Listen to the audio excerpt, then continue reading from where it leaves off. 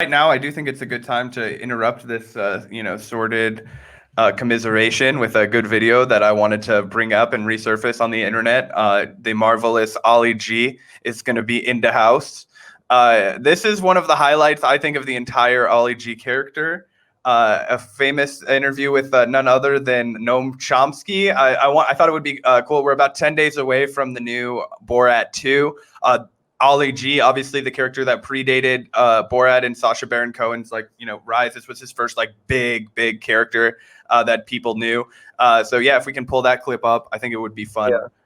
Yeah. Borat is coming out in literally a couple days now. So yeah, this is really exciting stuff. Obviously, Zach, I know that you're a huge fan of Sacha Baron Cohen, as am I, and yeah, some of these Ali G clips really do, you just relive his audaciousness and the fact that throughout his entire career, he's always been, a comedic genius. I've actually never seen this particular interview, so this will be my first time. Oh, dude, you're in for a treat. It's fun.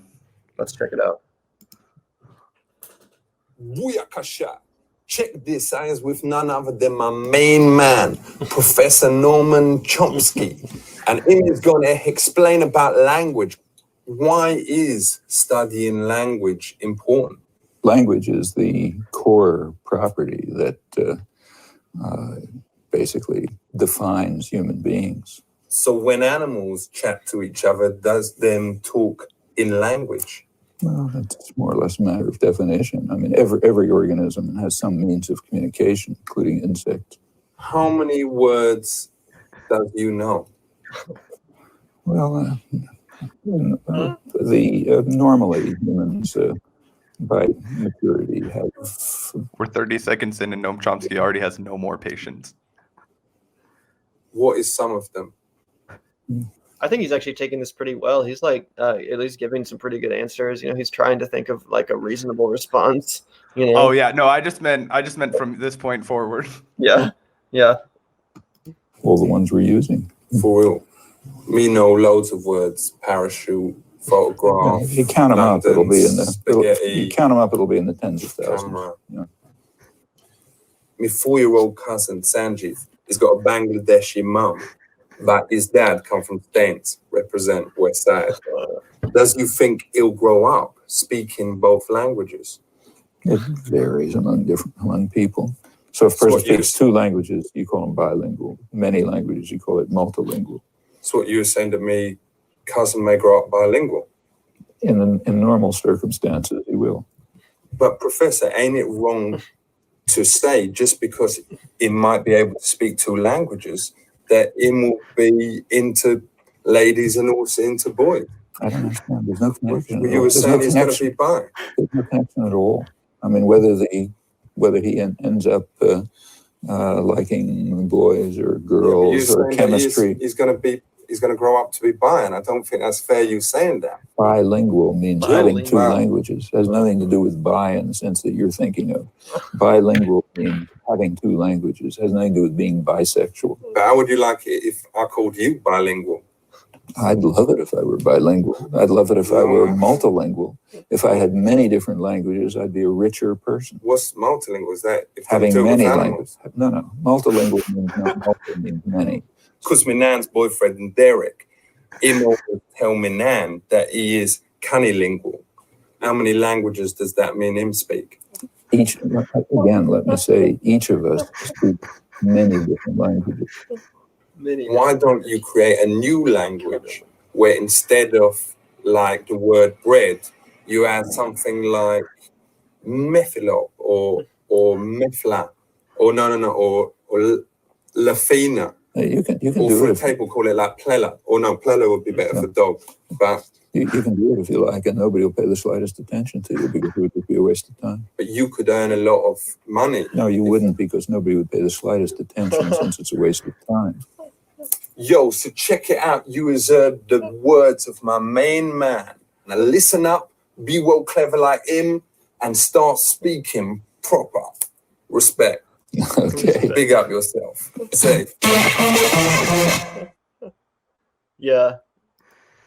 Ollie G in the house, dude. That was the real gem. I'm not sure if you've seen the Donald Trump one. That's another rival for the top one that still gets a lot of the ice cream gloves. Yeah. That one's a true classic.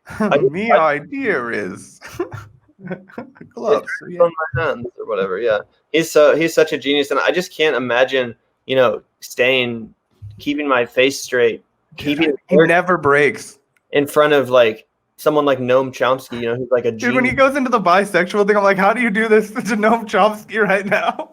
Like, I also wonder, like, does he write these people like little apology notes afterwards and like send them a gift card to Starbucks or something, like, sorry, Noam, it was for my art. Yeah. I hope you know that I still respect you.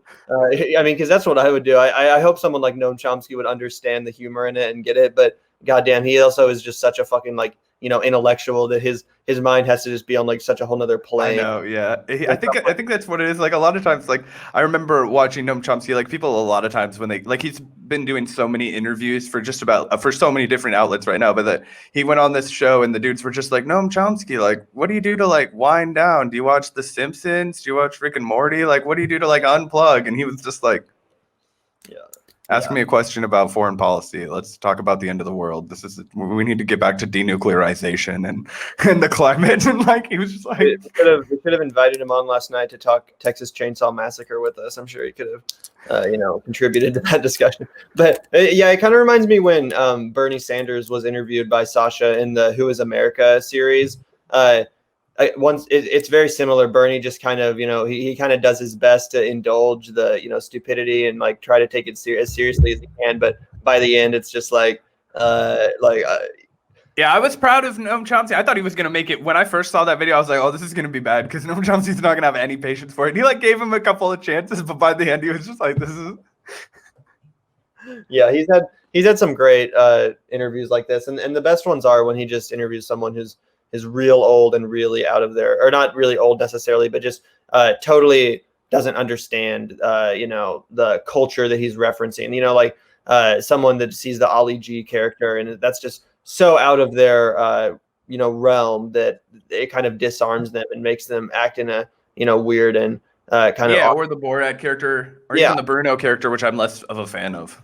Yeah, one of the best scenes in the Bruno is when he tries to like seduce Ron Paul, who's like 50. Yeah, I've seen that clip. Yeah, it's so cringy. Ron Paul just like slowly realizes what's happening, and he's like trying to be tolerant of it. Ron Paul's just pretty, he's a libertarian, anarcho-capitalist.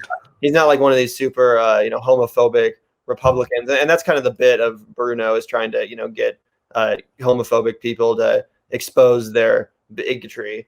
When confronted with extreme flamboyant homosexuality. And, Ron Paul definitely stands up better than some of the other victims of Bruno in that film, but he definitely also, it's just funny to watch people get so goddamn awkward. And Sasha's great at doing that. It's kind of just like the ultimate cringe comedy, but with a real purpose and, political message behind it. A lot of the times, obviously the Ali G interviewing Noam Chomsky doesn't have as much of a, real political message. No, I just thought it was funny. And it was actually, it's actually remarkably like kind of devoid of it. Like he interviews him as a linguist, not as somebody who's like interpreting foreign policy. So I think that, even like most people don't even really know, like you're studying language, but like when you read about like Noam Chomsky's like, so it's so like have you ever tried to read Noam Chomsky on linguistics? Like I gave it a shot one time and I was like, this is dense and boring. Like I don't have any reason to learn about this. Yeah. Not boring, but like my sister's actually like a linguist. She's like a translator. And one time we had a conversation about Noam Chomsky because she knew him from the world of linguistics, but she had no idea that he had any contribution to politics. Like she didn't know about manufacturing consent or anything. She just knew him as the father of, this theory modern linguistics, essentially. And I was like, I didn't really know much about that. So I was like, wait, are you really? That's cool. So that was like a while ago, but yeah, it's funny how people from totally different backgrounds, be it politics, far leftist politics or, linguistics, people can still arrive at his work because he's just such a genius. As I said earlier, he has such a wide breadth of knowledge and of work, lectures and papers and books and everything. So yeah, he's definitely one of the great thinkers, which of course made this Ali G all the more funny and just reducing, this conversation to its stupidest. How many wood do you know? So yeah, I'm spaghetti airbrush parachute. By the way, if anyone's watching we're going to be doing a live stream about Borat after that comes out. So make sure to subscribe. Yeah, that's in 3 days. Comes out on Friday, I believe. Yeah, so make sure to subscribe. So you hear that live stream reaction to Borat 2, one of our most anticipated movies of the year.